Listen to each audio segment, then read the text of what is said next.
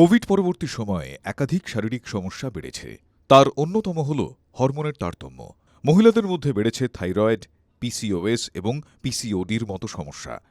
এই সমস্যা যত বাড়ছে তার সঙ্গে পাল্লা দিয়ে বাড়ছে ইনফার্টিলিটির সমস্যাও। আর এই সমস্যা যে শুধুমাত্র মেয়েদের হচ্ছে তা নয়, ছেলেদের মধ্যেও বেড়েছে বন্ধ্যাত্বর সমস্যা। কমছে শুক্রাণুর সংখ্যা, সেই সঙ্গে কমছে শুক্রাণুর গুণগত মানও। কস্তুরবা মেডিকেল কলেজ, মণিপাল এবং জার্মানির মোয়েনস্টার বিশ্ববিদ্যালয়ের গবেষণা থেকে উঠে এসেছে একটি নতুন তথ্য। অতিরিক্ত পরিমাণ যৌন মিলনের ফলেই কমছে গর্ভধারণের সম্ভাবনা। শুনতে অবাক লাগলেও এটাই সত্যি। বিশেষজ্ঞদের মতে অতিরিক্ত যৌন মিলন বা সেক্সের ফলে কমছে পুরুষদের শুক্রাণুর পরিমাণ, সেই সঙ্গে শুক্রাণুর গুণগত মানও খারাপ হচ্ছে, যে কারণে সমস্যা হচ্ছে মহিলাদের গর্ভধারণে। সমীক্ষায় আরও দেখা গিয়েছে আমাদের দেশে বন্ধ্যাত্বের জন্য ৫০% দায় পুরুষদেরই। কেন বাড়ছে বন্ধ্যাত্বের সমস্যা? এই সমস্যার পিছনে অন্যতম কারণ হল জীবনযাত্রা। বর্তমান জীবনের সকলেরই মানসিক চাপ বা স্ট্রেস অত্যন্ত বেশি। পাশাপাশি খাদ্যাভ্যাস, শরীরচর্চা কোনোটাই প্রায় ঠিক নেই। মাত্রাতিরিক্ত ফাস্ট ফুড খাওয়া, তেল মশলাদার খাবার খাওয়ার সময়ের মধ্যে অতিরিক্ত গ্যাপের কারণেই বাড়ছে ওজন। ওজন বাড়লেই আসছে ওবেসিটি, ডায়াবেটিস, হাই ব্লাড প্রেশারের মতো একাধিক সমস্যা। রোজকার যৌন মিলনে উৎসাহ হারাচ্ছেন অনেকেই। ইনফার্টিলিটির কারণ হিসেবে উঠে আসছে দীর্ঘ সময় ল্যাপটপে বসে কাজ করা। এর জেরেও বাড়ছে পুরুষদের শুক্রাণুর সমস্যা। মেয়েদের মধ্যেও হরমোনজনিত নানা রোগের প্রকোপ আগের তুলনায় অনেকখানি বেড়েছে। পিসিওএস, পিসিওডির সমস্যা হলে প্রভাব পড়ে পিরিয়ডসে, সেখান থেকে পরবর্তীতে প্রভাব পড়ে গর্ভধারণে। তবে আমাদের দেশে বন্ধ্যাত্বর সমস্যার জন্য প্রধানত দায়ী করা হয় মেয়েদেরকেই, যা একেবারেই ভুল।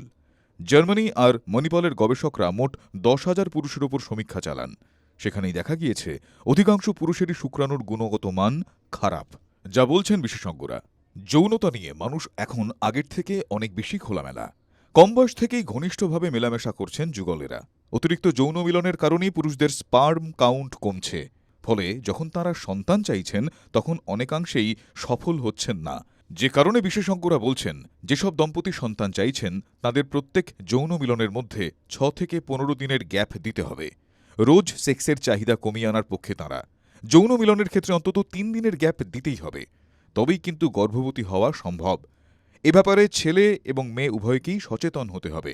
সঙ্গে মনে রাখতে হবে, গর্ভধারণ না হলে দোষ একা মেয়েদের কখনোই নয়, অধিকাংশ ক্ষেত্রে দায়ী ছেলেরাই। লো স্পার্ম কাউন্টের সঙ্গে জীবনযাত্রার সম্পর্ক নিবিড়।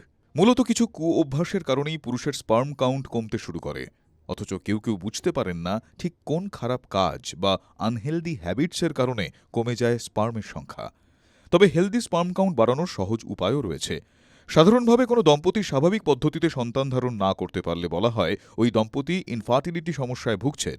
সেক্ষেত্রে তাঁরা সুপ্রজননবিদের কাছে যান ও ইনফার্টিলিটি চিকিৎসা করান।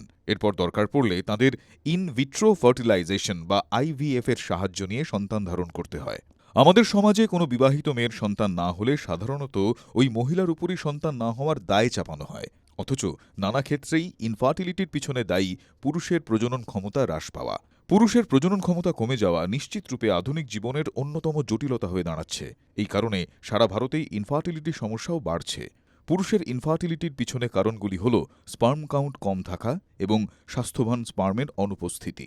সাধারণভাবে প্রতি মিলিমিটার সিমেনে মোটামুটি ১,৫০,০০,০০০ স্পার্ম থাকা উচিত। যত বেশি সুস্থ স্পার্ম থাকবে তত বেশি মাত্রায় ডিম্বাণুকে নিষিক্ত করার সম্ভাবনাও বাড়বে।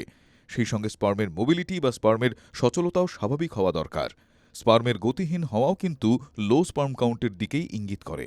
কোনো একটি বা নির্দিষ্ট অভ্যাসের কারণে কিন্তু স্পার্ম কাউন্ট কমে যায় না, বরং একাধিক খারাপ অভ্যাসের ফলেই হ্রাস পেতে থাকে সেমেনে স্পার্মের সংখ্যা। দেখা যাক কারণগুলি কি কি। শরীরচর্চায় অনীহা। প্রতিদিন এক্সারসাইজ করলে সার্বিকভাবেই আমাদের স্বাস্থ্য ভালো থাকে, ওজনও থাকে স্বাভাবিক, নিয়ন্ত্রণে থাকে রক্তচাপ, রক্তে কোলেস্টেরল ও সুগারের মাত্রা। বিশেষজ্ঞরা বলছেন, ওজন নিয়ে এক্সারসাইজ করলে ও কার্ডিও ওয়ার্কআউট প্রজনন সম্পর্কিত স্বাস্থ্যের উন্নতি করে। রোজ নিয়ম করে ৩০ মিনিট ওয়ার্কআউট করতেই হবে। রোগ প্রতিরোধ ক্ষমতা বাড়াতে হবে, তবে বাড়বে স্ট্যামিনা, যৌন ইচ্ছে, সেই সঙ্গে যৌন জীবনও হবে আরামদায়ক। ধূমপান। তামাক সেবন ও ধূমপান ক্যান্সারের ঝুঁকি বাড়ায়, একথা আমরা সকলেই জানি। তবে তামাক স্পার্মের সংখ্যাও কমিয়ে দিতে পারে, এমনকি স্পার্মের স্বাস্থ্যেরও হানি ঘটায়। দুর্বল স্পার্ম কখনোই ওভামকে নিষিক্ত করতে সক্ষম হয় না। তামাক সেবনকারী ও ধূমপায়ীদের স্পার্মের সংখ্যা সাধারণত তামাক সেবন করেন না যারা এমন ব্যক্তির তুলনায় কম হওয়ার আশঙ্কা থাকে। তাই স্পার্ম কাউন্ট বাড়াতে হলে ধূমপান এখনই ছাড়ুন। ওষুধের প্রভাব। কোনো শারীরিক সমস্যা থাকলে নিজে থেকে জড়িবুটি বা ওষুধ না খেয়ে চিকিৎসকের পরামর্শ নিন। দ্বিধা না করে তাকে সমস্যার কথা খুলে বলুন। এইসব ওষুধের মধ্যে স্টেরয়েডের পরিমাণ অনেকটাই বেশি। স্টেরয়েড আমাদের শরীরের জন্য একেবারেই ভালো নয়। কমে যায় যৌন ক্ষমতা। স্বাস্থ্যকর খাদ্য। প্রচুর পরিমাণে তেল ঝাল মশলা দেওয়া খাদ্য গ্রহণ, জাঙ্ক ফুড, প্রিজারভেটিভ দেওয়া খাবার খাওয়া এবং সফট ড্রিঙ্কস পান করার অভ্যাসও কমিয়ে দিতে পারে স্পার্মের সংখ্যা। বিশেষজ্ঞরা বলছেন, স্পার্ম কাউন্ট বাড়াতে সুষম এবং পুষ্টিকর খাদ্য খাওয়া অভ্যাস করুন। পাতে রাখুন কার্বোহাইড্রেট, প্রোটিন, ফ্যাট এবং ভিটামিনযুক্ত খাদ্য। অর্থাৎ প্রতিদিন খেতে হবে ভাত বা রুটি, ডাল, শাকসবজি, মাছ, মাংস বা ডিম এবং একটি করে মরশুমি ফল। মনে রাখবেন, ফল ও শাকসবজিতে থাকে প্রচুর পরিমাণে অ্যান্টিঅক্সিডেন্ট ও ভিটামিন, যা শরীরে নানা ধরনের প্রদাহ কমিয়ে স্পার্ম কাউন্ট বাড়াতে সাহায্য করে। গবেষকরা বলছেন, আটা দিয়ে তৈরি খাদ্য, কয়েকটি বাদাম, সামুদ্রিক খাদ্য, রঙিন শাকসবজি এবং কম ফ্যাটযুক্ত দুধ, দই, ছানা খেলে স্পার্ম কাউন্টে ইতিবাচক প্রভাব পড়ে। স্ট্রেস। সংসার, অফিস, জীবন নিয়ে প্রবল উদ্বেগ করার স্বভাব কমিয়ে দিতে পারে স্পার্ম কাউন্ট। সবসময় নেতিবাচক চিন্তা করলেও কমতে পারে স্পার্মের সংখ্যা। বিশেষজ্ঞরা তাই বারবার বলছেন, একটানা উদ্বেগে ভুগলে যোগ, ধ্যানের অভ্যাস করুন। উদ্বেগের মোকাবিলা করা সহজ হবে। ভালো থাকবে স্পার্মের সংখ্যা। অনিরাপদ যৌনতা। যৌন সংক্রমিত রোগ বা এসটিডিও বন্ধ্যাত্বের অন্যতম কারণ। কন্ডোম ছাড়াই সঙ্গীর সঙ্গে নিয়মিত যৌন সম্পর্ক থাকলে সেখান থেকে ক্ল্যামাইডিয়া বা গনোরিয়ার মতো যৌন সংক্রমিত রোগের সম্ভাবনাও থেকে যায়। এতে শুক্রাণুর মান এবং গতিবিধি নষ্ট হয়ে যায়। সেই সঙ্গে সিফিলিস, জেনিটাল হার্পিস, এইচআইভি এবং হেপাটাইটিস বি পুরুষদের যৌন ক্ষমতার উপর প্রভাব ফেলতে পারে। আজকাল ছেলেদের যত সমস্যা শুরু হচ্ছে 30-এ এসেই। 30 মানেই বিয়ের চাপ, কাজের চাপ, প্রমোশন, কখনো পার্টনার ছেড়ে যাচ্ছে তো কখনো স্ত্রীর সঙ্গে বনিবনা হচ্ছে না। আবার যাদের বছর 2 বিয়ে হয়ে গিয়েছে তাদের অনেকের উপরই তৈরি হয় বাবা হওয়ার চাপ। তবে গবেষকরা বলছেন, ছেলেরা যদি 30 থেকে সচেতন না হন তাহলে আর বাবা হতে পারবেন না। বেশ কিছু সমীক্ষায় দেখা গিয়েছে, বয়স 40-এ পৌঁছলে ছেলেদের মধ্যে আর বাবা হওয়ার সেই ক্ষমতা থাকে না। সেই সঙ্গে কমছে পুরুষদের শুক্রাণুর সংখ্যা, যা বাধা হয়ে দাঁড়াচ্ছে পিতৃত্বের পথে।